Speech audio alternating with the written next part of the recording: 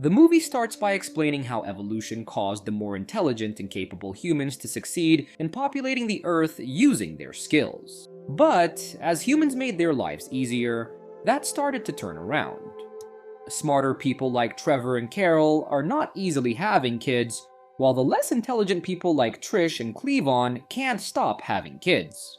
Even after 5 years, Trevor and Carol are still not ready for a child. People like Cleavon are having kids with multiple women, even his son is getting in on the action, having some babies of his own. That's how it went. The smarter people like Carol wouldn't have a child, and the dumber people just kept adding to the population. It's now 2005, and somewhere in a military-based library, Joe, a soldier, works undisturbed until his superior comes in with a replacement. Because the people in command wanted Joe for a secret program, Joe doesn't want to be involved, but because of the orders, he can't refuse. So, after a little arguing, he eventually has to leave his desk and follow his superior upstairs. Up where the authorities are meeting, Joe has been selected for a human hibernation experiment. Joe is selected because he is the most average person that the army has, and will be a great test subject for the military to experiment on keeping their best soldiers asleep until they need them for battle. They also needed a female subject, but they didn't have anyone to pick, so they went with Rita, a prostitute, who agreed to do this as long as her criminal charges were dropped. The recruiter had a lot of fun hanging out with Rita's pimp, and wanted to show everyone, but that just made the presentation awkward to the others, so he had to get back on the subject. The experiment will begin tomorrow, and they will be put into a dry freeze state the next day to be in it for 1 year. Joe meets Rita and tries asking her questions about her occupation, but doesn't realize she's trying to keep her work quiet. Rita goes first, but they are both put into a crazy-looking device, and Rita doesn't feel right about it and tries to get out. She is not happy about this, but Joe calms her down and tells her they will only drift off to sleep and wake up in a year with no problems. It's time for the procedure to start, and the doctors prepare everything and send Joe and Rita off to sleep for a year and lock them inside a top-secret room. But the man running the experiment got arrested for trying to be a pimp, and soon after, the base was demolished and the experiment was forgotten. As the years went by, humans became less and less intelligent. Genetic engineering was supposed to fix it, but the smarter people were too busy doing pointless experiments for money. Hundreds of years went by, and humans have now become too stupid to even figure out how to deal with the giant piles of trash that's been stacked for centuries. And one of those garbage piles topples over, causing a great avalanche, and one of those pods would end up in a man's living room while he was watching TV, but he doesn't seem to care about it. The pod opens, but he's still not paying attention. Joe finally wakes up thinking it has only been a year and stumbles to his feet. Joe tries to figure out where he is, but the man is angry for being disturbed, so he throws Joe out of the window. After falling through the pile of trash, Joe finally looks up and is shocked to see everything has changed dramatically. He wandered the streets looking for help, but he couldn't even communicate with them. He finds a hospital, but it looks very trashy and more like a casino. He tries to tell the nurse about his issues, but she just presses a button to send him to the diagnostic area. He tries drinking water, but some kind of energy drink comes out and a man makes fun of him for wanting regular water. He gets in line for diagnostics and gets some tubes attached to him, but he decides to wait for a doctor. When he picks up a magazine, he sees the date as March 3rd, 2505, but thinks it's some kind of misprint. The doctor shows up, but he's acting very stupid and can't seem to be giving him any advice or treatment. But when he sees the date on the receipt, he recognizes that it's the same as the magazine. He is supposed to have a tattoo of his bank information to pay, but he just goes to check the outside and finally understands what happened and freaks out. The doctor calls security for Joe being unscannable, and he is scared of Joe, so Joe runs outside. Joe is walking around aimlessly again, trying to make sense of what he has just realized about the date. He even notices that things have gotten so bad that the top movie of the time is something dumb. He goes back outside and sees a woman trying to get some food, but when she got aggressive with the machine, it sprayed her with something to calm her down. He goes to the machine to try and get some food, but some police show up and arrest him for being unscannable. He tries to explain while in the car, and even spots Rita's pod, but the cop just sprays him with something to shut him up. He gets arrested and put on trial for not paying his hospital bill. After the judge calms down the crowd, he tells Joe that since he claims to have no money, the court will appoint a lawyer for him. When the lawyer comes out, it turns out to be the same guy from the room Joe crashed into, a man called Frito. Joe tries to explain his situation and that he's not guilty, but Frito barely has any idea what's going on in this court. The judge shuts him up, and the prosecutor goes in making fun of Joe, and even Frito joins in. The lawyer points out that Joe didn't pay the hospital and doesn't even have his tattoo, so he should be sent to jail, and the crowd cheers. Frito gets up to speak, but he just piles on the charges on Joe instead of helping him. The crowd is going wild, and Joe tries to explain, but they don't care and make fun of him and declare him guilty. Meanwhile, Rita is trying to make a call to her pimp, but then realizes that her job is much easier now since everyone is pretty stupid. She takes a look at the bill and is shocked how much things have changed in just 1 year. At the same time, Joe is sent to the identity processing program to get a tattoo. After putting his arm into the machine, and when he is asked to say his name, he stumbles with his words and the machine names his name as not sure. He tries to cancel it, but it is too late, and the machine even takes his picture and gives him the tattoo. He is then taken to get an IQ test and is confused by just how dumb the other prisoners are. Joe is now on his way to jail. He gets off the bus and gets in line to get into his cell and sees the way things are going down in the prison. He quickly gets threatened by the prisoners from the outside, and that scares him so much that he decides to escape.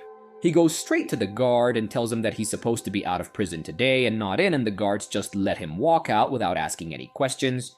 He even gets his cuffs removed, but when he scans his tattoo, the man tells him he's not done yet, so he just tricks him and runs out. Joe has managed to escape and gets to the exact place of his pod, and finds Frito in his apartment, and they get into an argument because Joe is upset with Frito for letting him go to jail without any effort to defend him. Joe is hoping that someone must have invented time travel by now, since it's been 500 years since his time, but Frito doesn't even know what Joe is talking about. Frito then says there is a time machine, but it is unstable and he will need a lot of money for it. Joe makes a deal to open a savings account in Frito's name when he gets back to the future, and the savings will be huge, and they agree on several $30 billion. The time machine costs $20 billion. But Frito can't subtract 20 from 30, so Joe just tells him it will be 80 and he agrees. Then suddenly the police show up, but Frito tries distracting them to send them somewhere else while Joe changes his clothes. They want to go inside, so the two just leap out of the window and climb down the trash to go find Rita. Meanwhile, Rita is still hustling for easy money when they find her and put her in the car. They avoid the cops by driving into the dust. Rita's very scared that her pimp will be mad since she's 500 years late with his money, but she doesn't exactly need to be worried about that. She's worried that he'll use the time machine to come to get his money. As they are driving and arguing, a scanner picks up Joe's tattoo and sends a message to the car to pull over and wait for the police. The car automatically turns off, so they have to go out and walk, and see the police shoot the car to oblivion as everyone cheers like idiots, even Frito. After some time, they're still walking through the desert, and Rita finally realizes that Frito is an idiot, but he's their only hope of getting out of here, so they have to follow him. They are headed for the giant Costco to get the machine. They walk past a sketchy alley and finally make it inside, where they're greeted by a worker. The place is so big that they'll need to walk a long way to get to the machine, but Frito went to law school here, so he knows it well. They walk past some brands that have turned into script clubs, but they will have to wait for the shuttle, so Rita goes to use the bathroom. As Frito is explaining how he likes to do it, the scrapers catch Joe and put his face everywhere, so they must get on the shuttle without Rita to not get caught. At the door, they are trying to figure out how the time machine would work if he tries to save Rita, but the door closes and the police catch Joe. Rita sees him getting taken, but does nothing, and he gets sprayed again because they're taking him to the White House since his IQ test scored so high. Inside, the ministers tell Joe that he is the smartest man in the world, according to the test, and now they want to give him a job. They're the Secretary of Energy, State Defense, and the Attorney General. Joe tries to tell them that he can't be the smartest person in the world, but then President Camacho walks in, who's also a 5-time wrestling champion. He checks Joe out, and now is time for him to be sworn into office. The spectacle is less like a government hearing and more like a concert. Camacho settles down everyone and gives a speech about food running out, but when he gets heckled, he pulls out a gun and shoots in the air to calm them down. The crops are not growing, and the president plans to make Joe fix everything with his seemingly high intellect. And the president promises that Joe will solve all the problems in just 1 week, but if he doesn't, he'll be sent back to jail. On a parade, the president tells Joe that he will let him go free if he solves these problems, and proceeds to do a rude salute to the people while still on his bike. Later, Joe is surrounded by the other officials who are fascinated by him and want him to do smart things. After Frito is brought to him, he takes him away to have a talk. Frito is excited to be in the White House, but Joe is worried because he knows nothing about growing crops or saving the economy. Frito tells him how to get to the time machine, but that's too much for Frito, who only tells him that it's around the museum. They get back to the meeting and ask them to show him the crops around the museum area. He gives them some instructions, including finding Rita since she'll be an essential part of his team. Outside, Firto is flirting with a girl while Joe inspects the ground where the crops are supposed to grow.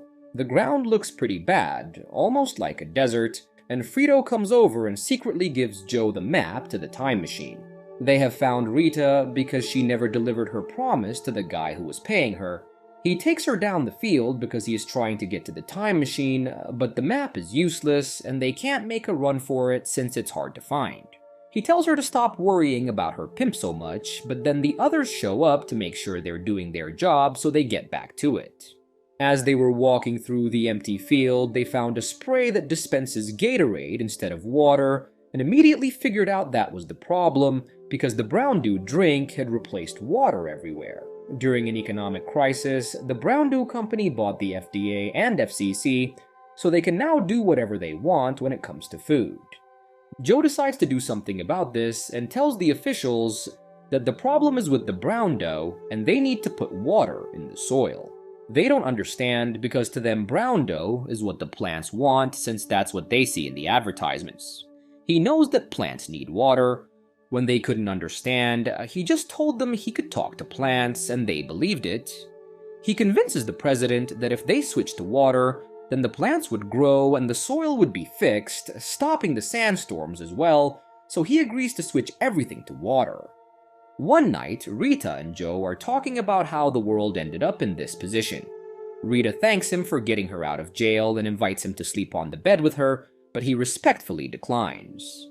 The next morning, there are no crops and the people are upset because the Brondo stocks have dropped to zero and people are out of jobs. They are blaming Joe for all of this and everyone is freaking out. On the news, they are talking about Joe being responsible for all of this and is now in court again. They were all angry at him and sent him to 1 night of rehabilitation, which is more scary than it sounds. Rita visits Joe in jail and he can't escape this time because they have chained him to a big rock. He tells her to go back to their timeline and fix the world before it gets this bad. It's now time for the rehabilitation, and as the national anthem is being sung, they kick the singer down. Rita and Frito are watching the show as she packs up and Joe is about to take the field. He is up against 2 big trucks with massive weapons and all he gets is a small hatchback with the rock still attached to him. He drives out and the trucks are about to take him on. But when Rita looks out the window, she sees a flower, meaning Joe's idea worked. Rita and Frito rush over to the rehabilitation to save Joe, who's about to face the biggest and worst man on the planet, with the biggest truck, Beef Supreme. But as he was trying to break through the door, he crushed himself with the concrete. Meanwhile, the crops are growing and the crowd is getting quiet, so the president tells them to start the show. The trucks are headed for Joe, and he takes 1 shot and he's trying to survive. Rita has now made it to the show and tells the president about the plants growing. As he refuses to check, Joe shows how manages to get the trucks to hit each other. Beef Supreme now managed to get himself out of the rubble with his flamethrower, so Rita comes up with a plan to save Joe. She sends Frito to the fields with a cameraman, And as Joe is trying to get away from Beef Supreme, he gets hold of the mic and tries apologizing to the people and the truth that he just wanted to help, but they don't care and want to see him die. He dangles by the mic cord and it's too high for the flame. Frito somehow gets in a fight with the cameraman, making the camera drop right next to a sprouting plant. Rita changes the feed to the camera and Frito shows everyone all the plants that have grown using water. When the people see this, they stop Joe from getting killed and cheer his name for saving them. At the party, Joe and Rita are glad that everything is over, but Rita wants to stay here because she has got a job as CEO at Starbucks. The president then appoints Joe as the vice president, but he can't accept it since he has to get back home. But when everyone tells him that they need him here, Joe can't leave these people to fend for themselves and agrees to stay. As the movie ends, they learn that the time machine was just an amusement park ride, which makes sense now that they think about it. Joe was later elected as president and began to inspire and change the world slowly.